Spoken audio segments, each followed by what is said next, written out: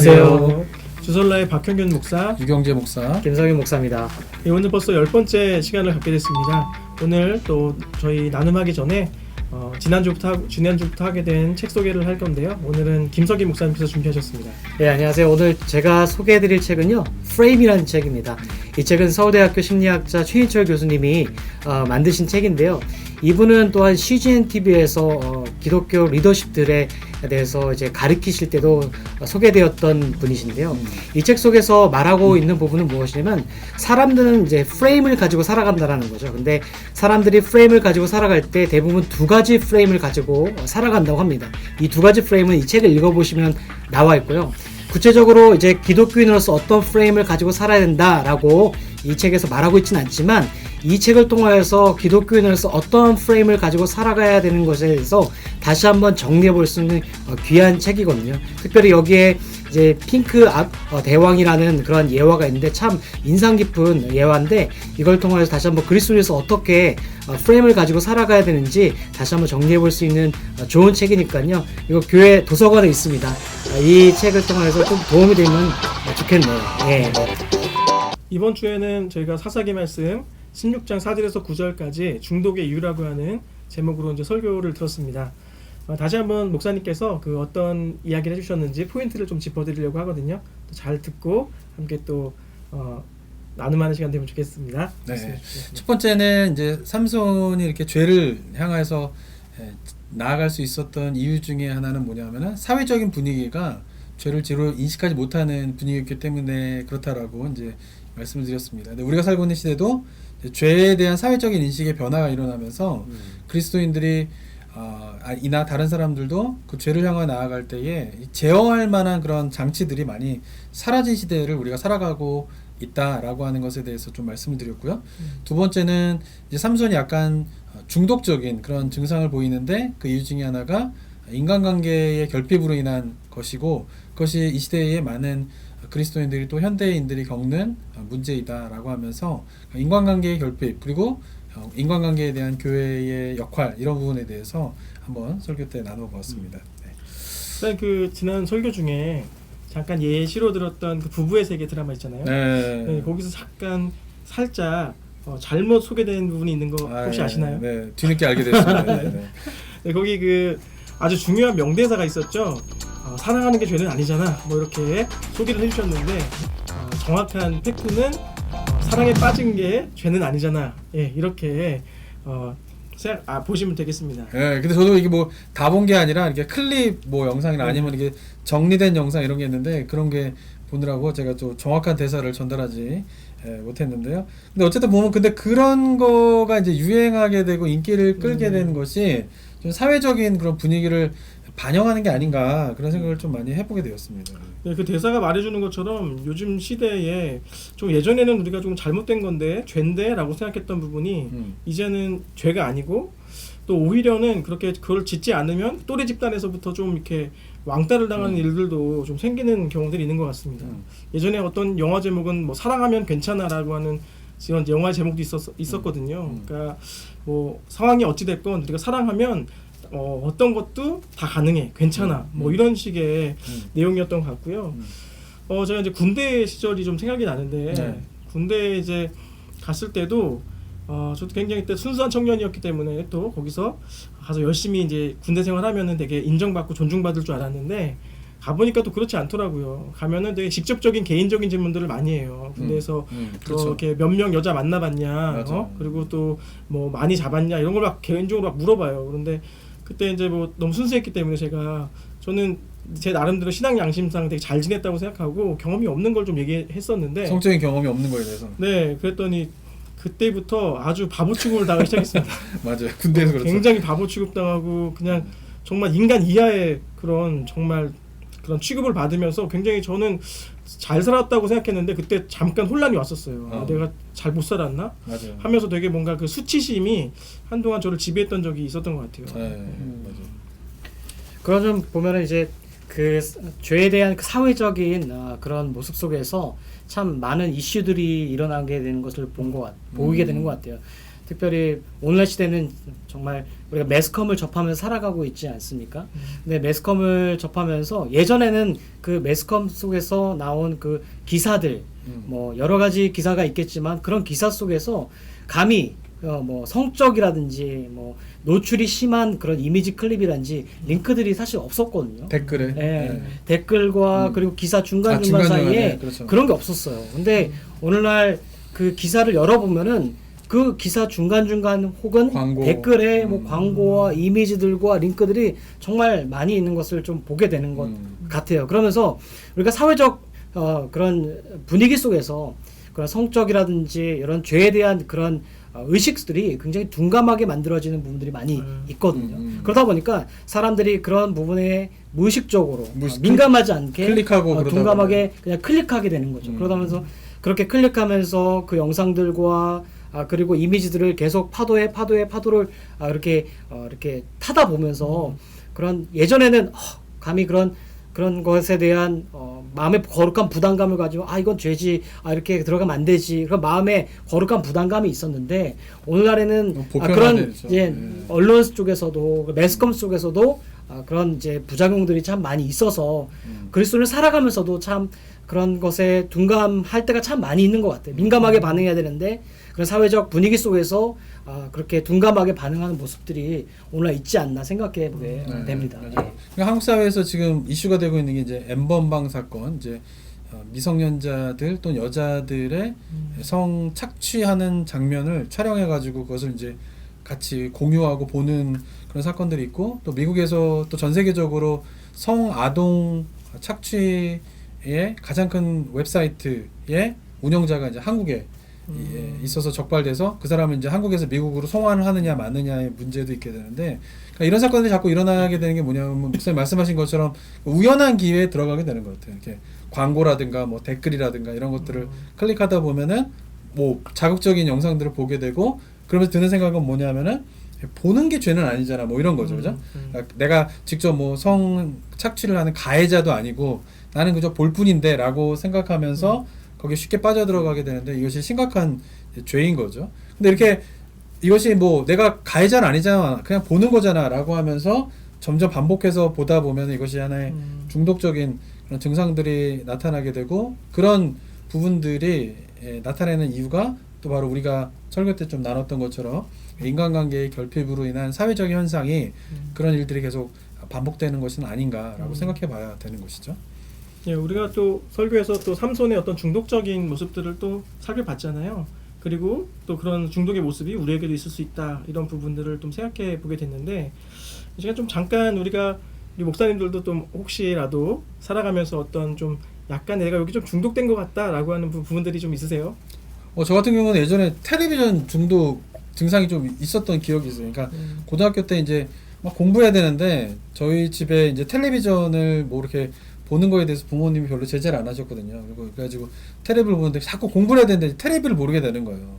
그래서 제가 이제 텔레비를 이제 보지 말아야겠다 생각해가지고, 요즘 텔레비전은 안 그러는데 옛날 텔레비전은 그 110V 그 전원 플러그에 돼지코라 그러죠. 그걸 이제 꽂아가지고 220을 꽂는 그런 텔레비전이었어, 저희 집에. 그래가지고 이제 이 돼지코를 갖다가 쓰레기통에다 버리면서 난 텔레비전을 보지 않을 거야. 그러고는 이제 그걸 갖다 버렸거든요. 그럼 이제 꽂을 수가 없으니까 이제 못 보겠지라고 생각을 했는데, 며칠 지나지 않아가지고 제가 한 행동은 제가 버린 쓰레기통을 뒤져다가 돼지코를 다시 찾아가지고 그걸 꽂아가지고 이제 텔레비를 다시 본 적이 있어요. 그래서 이게 막 진짜 보통 문제가 아니구나, 이런 것을 하면서 어떻게 하면 텔레비를 끊을까, 이런 좀 고민을 했던 시절이 좀 있었습니다, 저 같은 경우도. 네, 저도 있었죠. 저도 있었는데, 사실 제가 중고등학생 시절 때 제가 다녔던 교회의 형들이 당구를 잘 쳤어요. 그래서 당구를 장을 이렇게 많이 따라갔는데, 그때 당구 그 게임을 하면은 항상 어떤 게임을 했냐면은 지는 사람이 당구미 내기, 당구미 내기를 했거든요. 저는 이제 처음 시작하는 사람이었는데, 이제 당구를 치다 보면 어떠냐면은 이제 처음 시작하니까 맨날 지는 거죠. 당구비를 계속 내는 거죠. 그러면은 이제 집에 가면요 마음이 굉장히 안 좋아요. 자다 보면은 잠이 안 와요. 그 천장을 보면은 눈 감고도 막 당구대가 막 그려지는. 뭐 2구로 가야 되는지 뭐 3구로 가야 되는지 뭐 꺾기를 해야 되는지 뭐 이렇게 뭐 자게 되면 잘 때에 그 천장에서 당구대가 그려질 만큼 참 중독적인 그런 이제 현상들이 이게 하루 이틀이 아니라 계속 가거든요. 학교에 가서 있으면은 칠판에 막 당구대가 굴러다니고 잘 때는 천장에 당구대가 굴러다니고 이렇게 중독적인 현상들이 있거든요. 근데 이 중독적인 현상들이 저는 안 그랬지만 더 심해진 사람은 어떤 사람까지 가냐면은 이 정말 내기 당구까지 가거든요. 이게 그 내기 당구가 판돈이 굉장히 그쵸. 커요. 네. 심지어 그 내기 당구에서 돈을 다 못 갚아서 그 당구장에 있는 주인한테 목사님 혹시 부모님이 당구장을 하셨죠? 그죠. 해서 내기 당구 잘하죠. 예, 그런 게 있는데 그렇게 굉장히 중독이 심하면은 정말 이게 뭐 금액이 어마어마할 정도로 그렇게 이렇게 내는 사람들이 많이 맞아요, 있더라고요. 맞아요. 도박이네요. 도박이죠. 완전한 도박이죠, 네, 사실. 네. 그렇게 중독이 심해지면 도박까지도 흘러가는 것들을 제가 저는 아니지만 본 적이 있습니다. 저는 이제 요즘 코로나 시기에 계속 집에 있으면서 좀 중독에 빠지게 되는 부분이 좀 있었던 것 같아요. 설교 때 잠깐 말씀하셨던 그 탄수화물 중독. 네. 요즘에 그 얼마 전에 이제 밥들을 살짝 점심을 놓치면서 좀 애매하게 점심을 좀 늦게 먹고 그러면서 저녁을 안 먹었거든요. 저녁 안 먹고 이제 오늘은 그냥 과일 같은 것만 먹고 이렇게 자야겠다 생각하고 있었는데 한 10시쯤 되니까 또 배가 굉장히 고파져서 그때 이제 오늘 한 번만 먹어야겠다 해서 비빔면을 2개 끓였어요. 비빔면 2개 끓여서 이제 혼자 딱 먹는데 가족들은 다 잤고요. 제가 혼자 딱 먹는데 탄수화물이 너무 맛있는 거예요. 야, 정말 되게 맛있구나 이게. 그러면서 스스로도 와, 되게 맛있다 이런 생각을 하면서 이제 먹었는데 가만히 저를 좀 돌아보니까 이렇게 과자, 밀가루, 국수 약간 이런 류 있잖아요. 떡볶이 뭐 요런 부분에서 굉장히 제가 크게 반응하고 있는 저를 좀 본 것 같고요. 끼니 때마다 그런 어떤 탄수화물이 있지 않으면 밥을 안 먹은 것 같은 그런 느낌이 들면서 자꾸 그런 과자나 뭐 다른 밀가루를 찾는 모습을 좀 보게 된 것 같아요. 그렇게 흘러가는 대로 살다 보니까 뚱땡이가 되는 것 같습니다. 점점 살이 점점 쪄간 저를 보는데 이게 중독이 될 수 있겠구나 생각을 좀 해보는 좀 시간이었던 것 같아요. 네. 그러니까 뭐 이건 그냥 일반적으로 우리가 겪을 수 있는 거지만은 근데 제가 이제 그 중독에 관련돼 가지고 설교 때 예를 들었던 건 이제 쥐 실험에 대한 이제 얘기를 좀 드렸는데 그 쥐 실험의 얘기가 어디서 나온 거냐면 이제 테드라고 하는 이제 미국의 이제 유명한 분들이 이렇게 한 15분, 20분 정도 이렇게 강연하시는 거에서 나오는 내용이거든요. 근데 테드에서 그 얘기를 하셨던 그분이 이야기하는 건 뭐냐면은 이 중독을 치료할 때 특별히 이제 그분은 마약 중독에 대한 걸 이야기했는데 이 마약 중독을 할 때 일반적으로 중독 치료를 뭐 그 마약과 물리적으로 분리시켜 가지고 이제 어떤 데 감금시킨다든가 이런 식으로 해 가지고 물리적인 단절을 통하여서 이제 중독을 치료하는 거를 보통 중독을 치료하는 방식으로 하는데 그게 틀렸다라는 거죠. 그러니까 뭐 행위를 끊는다고 뭐 물리적으로 그걸 분리한다고 궁극적으로 중독이 치료가 되는 게 아니라 그 중독을 일으키게 되는 궁극적인 원인은 뭐냐면은 관계 결핍으로 그런 일들이 일어나는 거기 때문에 중독을 치료하기 위해서도 물리적으로 뭐 마약을 단절시킨다든가 담배를 단절시킨다든가 술을 단절시킨다든가 그런 거보다 더 중요한 게 뭐냐면은 그 사람이 갖고 있는 주변의 그 사람들과의 관계의 회복이 중독을 치료하는 데 더 중요하다. 이런 내용의 취지의 테드의 내용이고 그 테드 내용의 한 예가 이제 쥐 실험 이야기가 있었던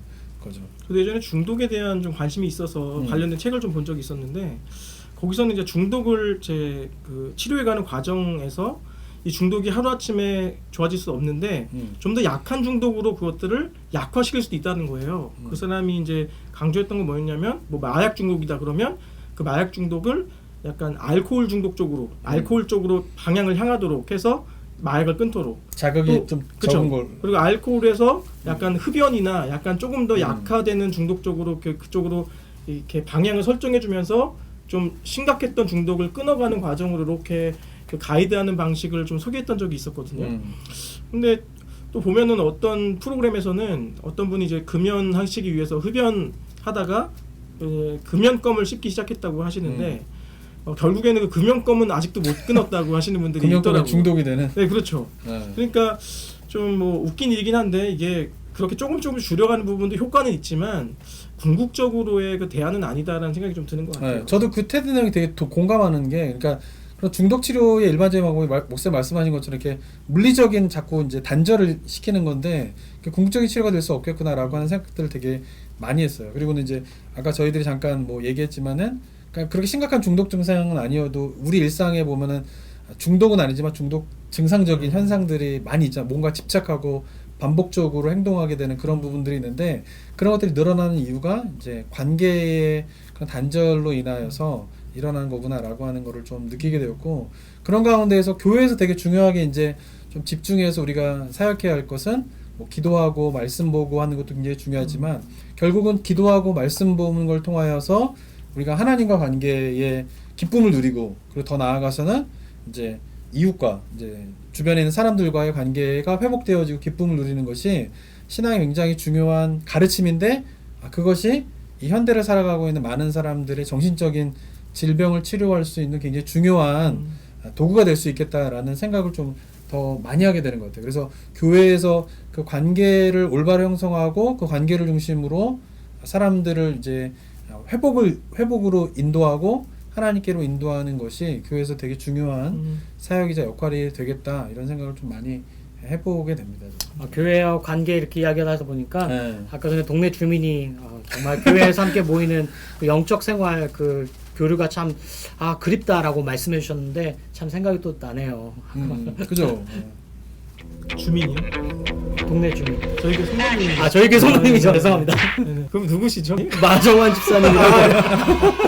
네, 그런 좋은 의견 나눠주셔서 감사했습니다. 마지막 시점 잠깐 얘기했는데 마지막 시점 그러더라고요. 그러니까 뭐 개인적으로 인터넷으로 뭐 일을 묵상하고 설교 듣고 그래도 뭔가 부족함이 있다. 그러면서 교회에서 모여가지고 서로 영적인 대화를 할 때 흐르는 그 영적인 교제, 교류, 좋은 에너지. 그리고 좀 더 신앙이 좋으신 분들과 만나가지고 대화를 하면서 얻는 그 영적인 그런 교류, 교감, 이것이 자기를 되게 이제 영적으로 살아있게 만드는데 맞습니다. 요즘에 그런 게 없어가지고 힘들다, 이런 얘기도 좀 하시는데 많이 공감이 되는 것 같아요. 근데 이제 오늘도 우리가 좀 살펴보지만 그렇게 뭐 교회 안에서 관계 이런 것들이 참 중요한데 그런 관계의 깊이 또한 또 되게 중요하잖아요. 관계가 의미 있는 관계가 되려면 서로가 서로를 오픈하고 뭐 이렇게 깊은 대화들을 나눌 때 거기서 오는 그쵸. 힘들이 이제 생기게 되는 건데, 이제 설교 들으면서 좀 드는 생각은 이런 교회 안에서 오픈해야 된다라고 하는 생각들, 또 누군가와 나의 마음을 나눠야 되겠다고 하는 것은 다 성도님들이 잘 알고 계신 것 같아요. 그런데 막상 그렇게 삶을 나누고 또 오픈하고 이렇게 하다 보니까 거기서 상처받게 되는 일들도 또 그쵸. 종종 있게 맞아요. 된다는 교회 거죠. 안에서 있죠. 네, 그런 부분도 우리가 좀 생각해봐야 되는 부분이 아닌가 생각이 드네요. 그러니까 저는 이제 좀 오픈했을 때 이제 자기의 약점을 오픈하게 되니까 그 약점을 오픈하다 보면 이게 가십거리가 돼가지고 돌아오게 되면 이제 깊은 상처를 받게 되는 일들이 교회에서 자주 생기다 보니까 이제 자기를 오픈하지 않으려고 하는 게 되게 굳어지고 그렇게 그냥 신앙생활하는 경우가 참 많이 있는데 저는 근데 그런 부분들이 좀 교회 안에서 좀 깨져야 되고 훈련되어져야 될 부분이 아닌가 싶은 생각이 좀 들어요. 그래서 물론 이제 정말 나쁜 의도를 가지고 그것을 가십거리로 만들어서 이제 막 소문을 내는 경우는 정말 안 되지만은 또 어떤 경우가 있냐면은 이게 의도적으로 가십거리로 만든 게 아니라 이제 서로 정말 생각해가지고 기도 제목으로 서로 중보합시다. 그 이제 뭐 섬김회라든가 구역 내에서 중보기도 팀 내에서 기도합시다로 좋은 의도로 막 이제 상태를 나누고 막 기도하는데 그거에 대해서 또 상처받는 분들도 제가 많이 만났거든요. 근데 그런 경우에는 많은 경우가 어떠냐 하면은 보통 사람이 이제 자아가 내가 생각하는 나랑 상대방이 생각하는 나가 다르죠. 이게 일반적이죠. 그런데 이 다름의 크기가 점점 큰 거는 문제가 있는 거예요. 근데 성숙이라고 하는 건 뭐냐면 결국은 나를 오픈해야 되는 이유는 무엇 때문이냐면은 나를 알고 있는 내가 알고 있는 나와 다른 사람이 알고 있는 나가 좀 일치가 돼야 되는데 이게 점점 커지면은 이제 문제가 많이 생기거든요. 그래서 나를 오픈해가지고 나는 A라고 하는 사람이야. 그러면서 딱 오픈을 했는데 상대방의 돌아오는 피드백은 B라고 하는 피드백이 딱 오면은 제가 생각했던 것과 다른 피드백이 오면은 여기서 충격을 받는 거거든요. 그러다가 그 충격이 이제 되게 수치스럽고 부끄러움으로 나타난다든가 아니면은 분노로 표출되는가라고 하면서 상처를 받는 경우가 있는데 그 이유 중에 하나는 뭐냐면 내가 알고 있는 나와 상대방이 알고 있는 나가 다름에서 오는 건데 이런 거는 좀 우리가 좀 극복해야 되지 않을까. 그러니까 한번 어쩌면 자기를 오픈해가지고 상처받은 것에 대해서 한번 그것을 극복하는 경험을 한번 해야지 자기를 또 오픈할 수 있고 자기를 또 객관적으로 볼 수 있고 올바른 자아를 가지면서 건강한 그런 영적인 생활과 정신적인 생활을 할 수 있지 않을까 싶은 생각이 좀 많이 듭니다. 목사님 이렇게 말씀해 주시면서 네. 그러니까 자기의 나 그리고 실제 나의 모습이 이렇게 가까워질수록 건강한 자아를 가진 사람의 모습이라고 해주는 것을 통해서 제 좀 지나온 그 삶을 좀 통해서 보는 거는 저희 교회에서 요즘에 성도님과 얼굴과 얼굴을 마주할 수 있는 상황이 아니잖아요. 네. 그래서 온라인 사역들을 많이 하는데 저희가 일일 묵상들 이제 찍지 않습니까? 매일매일 이렇게 교회 홈페이지나 유튜브를 통해서 이렇게 업로드를 시켜서 성도님들한테 이렇게 일일 묵상할 수 있는 시간을 드리는데 그 중에서 이제 저도 일일 묵상을 찍다 보니까 그것을 찍고 올렸을 때 어느 날 보니까 제 동영상에 싫어요가 있는 거예요. 유튜브에 네, 유튜브에 싫어요가 있는 거예요. 좋아요는 한 10명 있는데 싫어요가 1명이 있는 거예요. 사실 그 싫어요를 딱 봤을 때 제 마음이 덜커덩했어요. 마음에 좀 상처가 되더라고요. 그래서 여러 가지 생각이 들었어요. 어떤 성도님이지? 누가 나를 칠지? 누가 날 미워하지? 누가 날 미워하지? 누가 한번 추적해볼까? 이렇게 생각이 많이 들었거든요. 그러면서 이게 여러 가지 생각이 들다가 제가 또 이제 커뮤니케이션이나 이렇게 뭐 소프트웨어를 다루는 데 있어서 좀 능숙하지 않습니까? 그래서 그 부분까지도 가릴 수 있는 방법을 알거든요. 가리면은 나는 볼 수 있지만 다른 사람이 싫어요를 보지 않기 때문에 나에 대해서 이상한 생각이나 싫어요라는 그런 생각을 갖지 않을 수 있거든요. 싫어요를 없애버릴 수 있다고. 싫어요를 없애거나 안 다른 보이도록. 사람이 안 보이도록 할 수 있거든요. 그래서 이걸 없앨까 생각을 했었죠. 클릭하다가 곰곰이 생각해봤어요. 근데 그것을 없애지 않았었어요. 왜냐하면은 그것을 없애면 저는요 숨기는 거거든요. 예, 저의 분명히 부족한 부분이 있죠. 실제의 비춰진 모습 속에 그리고 나의 모습을 이제 다르잖아요. 근데 실제적으로 비춰진 그 모습을 내가 거부하는 거잖아요. 싫어요를 숨기면은. 근데 그거를 거부하지 않는 것이 어쩌면은 더욱더 건강한 모습이고 그리고 사회 심리학자에서도 자신을 감추기보다도 드러내는 것이 더 건강한 모습이고 그것을 오픈할 수 있는 것이 사회 속에서 건강한 삶을 살아가는 방향이라고 말을 하기 때문에 그런 것들을 감추지 않았습니다. 네.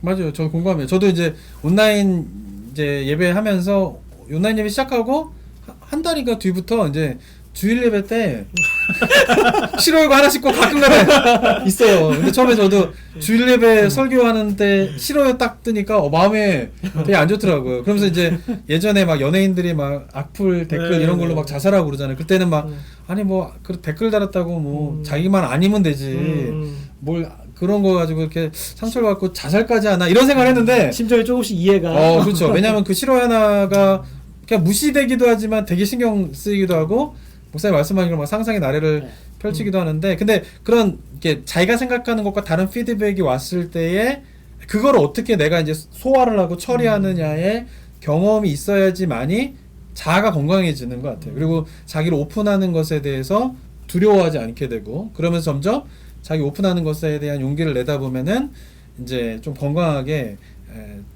자아가 형성되고 또 그렇게 오픈하다 보면은 사람들과 관계 속에서 의미 있는 관계가 연결되는 기회들이 많아지는 것 같아요. 그러니까 자기를 오픈하지 않으면은 의미 있는 관계가 형성되지 않고 그리고 의미 있는 관계가 많지 않기 때문에 말씀드린 것처럼 의미 없는 수많은 관계들 속에 휩싸여서 사람들에 대한 피로감들이 현대인들이 너무나 커져가고 있고 이러면서 고립되기도 하고 혼자 있고 싶어 하기도 하는데 원인은 의미 없는 관계가 너무 많아서 그런 거지 의미 있는 관계가 있다면 그런 외로움들과 고립감들은 좀 해결할 수 있는데 그런 부분에 대해서 길을 못 찾는 현상들이 이 시대에 좀 많이 나타나는 것 같습니다.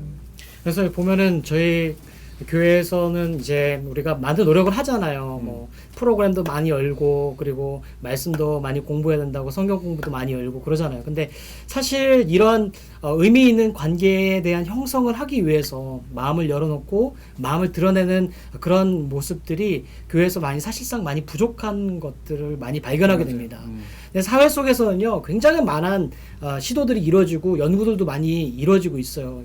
예를 들어서 아동의 그 발달 과정 속에서 왜 아동의 발달이 더디고 그렇게 관계가 형성이 되지 않을까라는 그 연구 결과가 많이 일어나고 있고 그 연구 결과를 통하여 다시 한번 길을 정립하는 것들도 있고요. 그리고 스포츠 학계에서도요. 왜 선수가 관계에서 영향을 제대로 형성되지 못했을 때 그 스포츠를 하는 그 선수가 왜 뒤떨어지고 왜 성적이 저하되는 것에 대한 그런 연구 결과도 토래도 있고 뭐 청소년에 대해서 그리고 뭐 초등학교 선생님에 대해서 이런 여러 가지 연구 결과가 참 많이 있거든요. 인간관계에 대한 연구가 그렇죠. 많습니다. 인간관계 연구 결과도 참 많이 있거든요. 그래서 그 연구 결과를 통해서 다시 한번 수정하고 건강한 그런 관계를 형성 맺으려고 정말 많은 노력들이 있는데 교회를 보게 되면은 우리가 단적으로 집중하는 부분이 참 먹고 살기에 바쁜 시대 가운데 살아간 것 같아요. 그래서 우리가 어떻게 하면은 정말 잘 될 수 있을까 그런 고민을 가지고 우리가 신앙생활했던 게 사실 지난 70년대, 80년대, 90년대 지금 2000년대까지 이어져고 있지 않나 생각이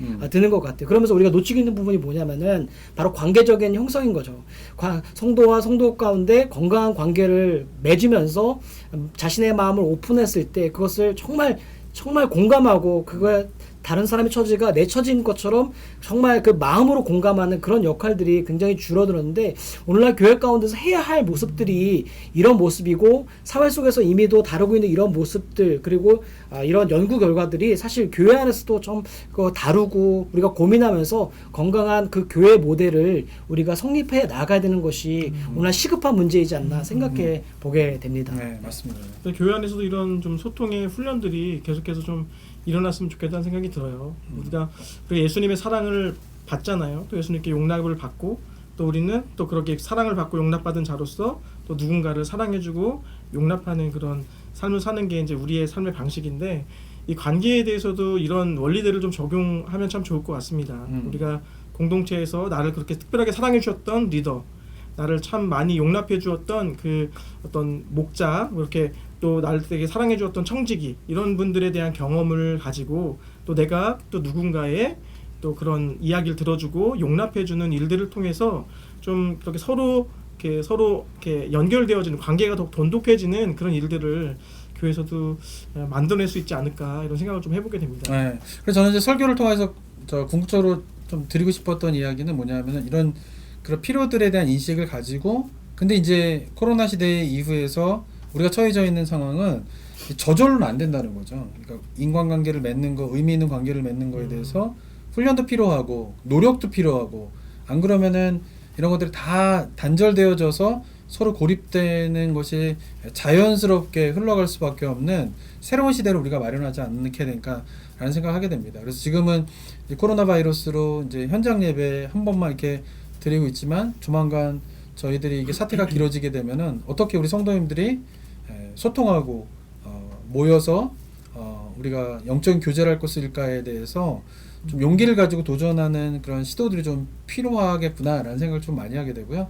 그래서 무턱대로 모인다라고 하는 것이 아니라 철저하게 바이러스를 차단할 수 있는 방법들을 동원하여서 그런데 마냥 이렇게 떨어져서 생활하는 것이 아니라 어떻게 하면 우리가 모여서 함께 영적인 교제를 할 수 있고 의미 있는 인간관계를 유지할 수 있을까에 대한 시도들이 앞으로 차츰차츰 좀 이루어져야 되겠다 싶은 생각을 좀 많이 해보게 됩니다. 네. 네, 그렇게 모이기에 힘쓰는 것이 지금 물리적으로는 어렵지만 그래도 우리 교회는 모이는 게 힘이다라고 네, 하는 생각을 꼭 가지면서 오늘 우리 주설라 모임을 마치도록 하겠습니다. 네. 오늘 여기까지 하겠습니다. 감사합니다.